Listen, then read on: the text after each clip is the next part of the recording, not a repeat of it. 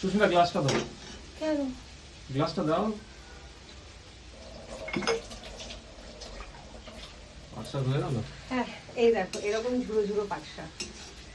বন্ধুদের একটু দেখে দাও, এই পাট শাকটা আমার খুব ভালো লাগে। একটার সাথে দেখো একটা একদম লেগে নেই, পুরো ঝুড়ো পাট শাক। নাও।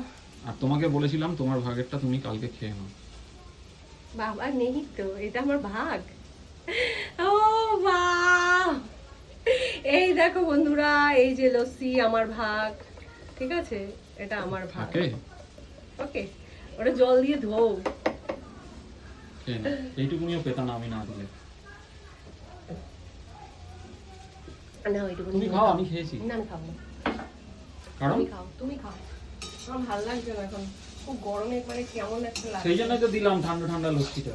খুব ঠান্ডা নেই তো, ফ্রিজ বোধহয় কমানো রয়েছে, দেখো তো। না না, ঠিক আছে। চলো বন্ধুরা, আমার রান্না হয়ে গেছে, কারণ বান্নার কাজ বাকি।